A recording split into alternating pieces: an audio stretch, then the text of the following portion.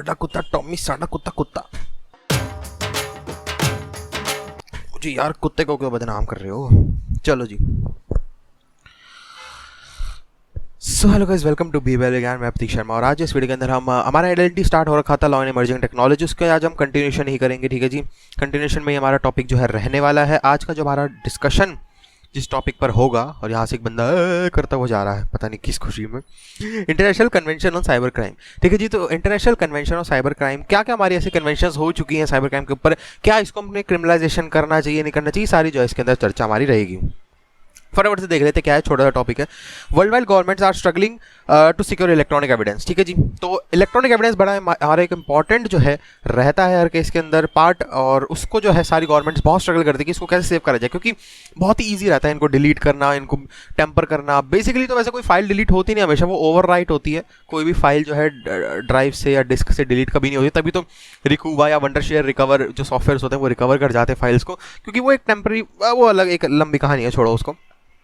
तो गवर्नमेंट जो है यहाँ पर कर रही है, ठीक है, struggle. So international agreement forms an important node in the web solution needed to address security and the rule of law in cyber space. ठीक है जी, अब से फटाफट से देख लेते हैं चैलेंजेस क्या है। तो अगर हम यहाँ पर चैलेंजेस की जो है बात करें, तो offences against by means of computer system.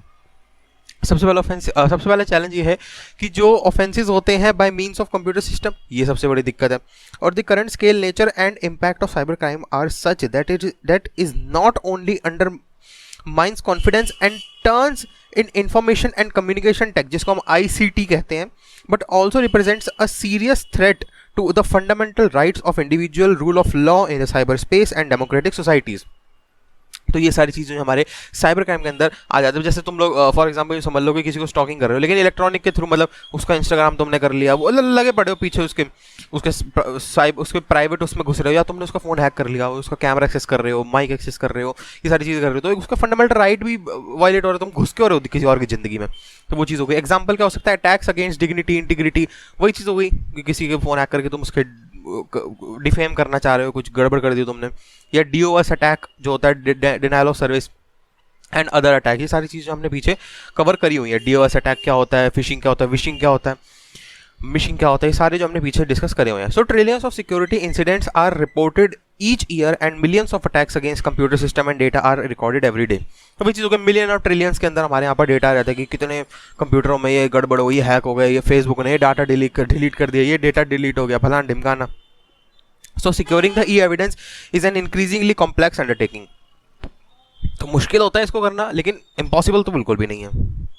International agreements हो गए, फटाफट से ये देख लेते हैं।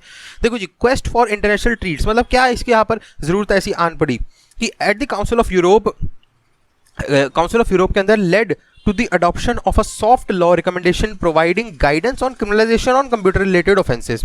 ठीक है जी, तो यूरोप की जो काउंसिल है वहाँ पर एक तरीके का हमारा एक सॉफ्ट सा एक लॉ निकालने की जिन्होंने करी कि भाई हम क्यों ना क्रिमिनलाइजेशन कर दें कंप्यूटर ऑफेंसेस के। मतलब कि क्या हुआ कि तुम एक उसको इलीगल एक्ट करके उसको एक ऑफेंस के अंदर डेफिनेशन में ले आओ, क्या कंप्यूटर ऑफेंसेस को related, computer related offenses and law enforcement powers regarding cyber crime and electronic evidence 6 years later। तो 1995 के अंदर जो है इसको हमने क्रिमिनलाइजेशन की डेफिनेशन में डाल दिया और इसके अंदर एक स्पेशल पावर्स वगैरह भी जो है दे दिए। ठीक है जी, तो ये चीज़ हमारी क्लियर हो गई है। So by 2001 the problems of cyber crime and e-evidence were sufficiently important to warrant and international treaty. तो अब 2001 के अंदर जो बड़े कांड होने लगे, तो वो जो है एक बड़ा ही हमको जरूरत पड़ गई कि भैया ये तो करना पड़ेगा कुछ, criminalization से भी काम नहीं चल रहा। So therefore Budapest Convention was forged by the member states of Council of Europe as well as Canada, Japan, South Africa and US। India जो है इसका मेंबर नहीं है, आपको मैं बता दूं बुडापेस्ट का, लेकिन ये सारे हैं। ठीक है जी, so Budapest convention of cyber crime है क्या, फटाफट से देख लेते हैं छोटे से उसमें। ये आप इसको डिटेल अगर आपको स्टडी करनी है तो अपने जो भी आप बुक जो जिसको रेफर कर रहे हो वहाँ पर आप देख सकते हो। बुडापेस्ट काफ़ी लंबा चौड़ा दिया होगा, मैंने यहाँ पर बहुत ही प्रिसाइज लिखा हुआ है, बहुत ही मुद्दे की बात लिखी है, बेफालतू की बातें यहाँ पर नहीं लिखी। हाँ, कुछ चीज़ें छूटी भी है, वो आप देख सकते हो, क्या नेट पे डाल दो बुडापेस्ट आ जाएगा। It is the first international treaty seeking to address internet and computer crime by harmonising national laws, improving investigation techniques and increasing cooperation against among the Nations.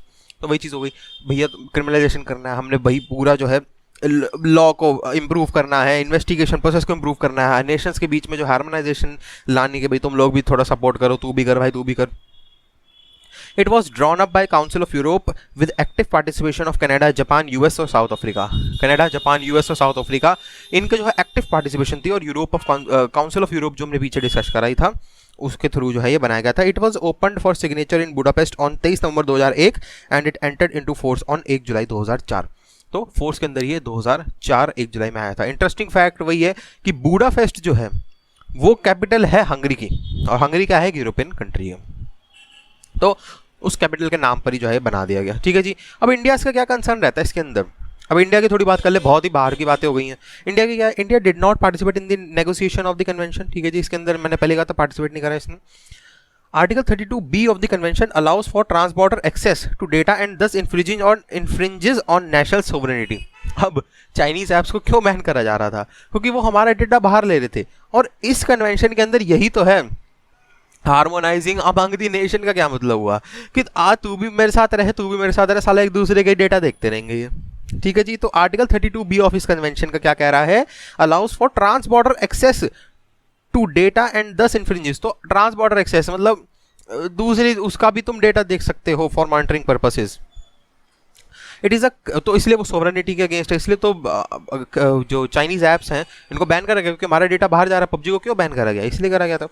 So it is a criminal justice treaty and this does not cover state actors और that some of the states from which most attacks affecting India emanate have not signed the वही चीज़ हो गई, sign नहीं कर रहा है, वही कर रहा है। Overall it would seem that India joining the Budapest Convention has so far been primarily क्या कह रहा, a hostage to diplomatic and foreign policy consideration and less to concern of actual criminal justice cooperation और cyber crime। हाँ, तो India ये कह रहा है, इंडिया को ये लगा कि ये जो है बाहर की इनकी कोई षड्यंत्र है, ये हमारे अंदर घुसना चाह रहे हैं, हमारा डेटा देखना चाह रहे हैं, रेदर देन कि ये जो कन्वेंशन का मेन पर्पस था कि साइबर क्राइम को रोका जा सके, वो इनको उनका एम नहीं लगा। मतलब गिल्ट इंटेंशन को इंडिया वालों को जो है समझ आई इस कन्वेंशन के अंदर कि भाई ये जो है दूसरों की कंट्री का डेटा देखेंगे और उनके अंदर जो है ये घुस जाएंगे, तो वो चीज़ है। ठीक है जी। तो इस पार्ट को जो मैं यहीं पर ही खत्म करता हूँ, अगला पार्ट बना रहा हूँ, कंटिन्यूशन में जा रही वीडियो, लेकिन इसको मैं डालूंगा अलग तरीके से। ठीक है जी। सो जी यही था इस वीडियो के अंदर। वीडियो अच्छी लगी लाइक कर दीजिए, वीडियो अच्छी नहीं लगी डिसलाइक कर दीजिए, लेकिन एक रीजन दे दीजिएगा कि क्यों आपको वीडियो अच्छी नहीं लगी, ताकि उस चीज़ को अपने इंप्रूवमेंट लिस्ट में डाल सकूँ। कमेंट सेक्शन यूट्यूब में आप लोगों के लिए दिया होगा, कोई भी क्वेश्चन सजेशन क्वेरी डाउट वहाँ पर आप कमेंट करिए, मैं पूरी कोशिश करूँगा आपको रिप्लाई करने की। बाकी डिस्क्रिप्शन खोल के भैया देख ले करो, बहुत इंपॉर्टेंट लिंक्स जो है वहाँ पर रहते हैं। इंस्टाग्राम का लिंक भी मैंने नीचे दिया हुआ है, वैसे हैंडल में बताया था ANDRO_GUY। ठीक है जी, ये सिंपल सा हैंडल है, इसको सर्च कर लो, आ जाऊंगा मैं। और उसके साथ अगर आप मेरे से कॉल पे बात करना चाहते हैं डायरेक्टली लाइव, हाँ रिकॉर्डेड नहीं होगा, लाइव, तो कॉल मी फॉर ऐप के थ्रू आप मेरे से कर सकते हैं। उसका भी लिंक मैंने नीचे डिस्क्रिप्शन में लिया हुआ है, उस लिंक पे क्लिक करके ऐप को डाउनलोड कर लीजिए। ऐप जो है प्ले स्टोर से डाउनलोड होगा, डोंट वरी।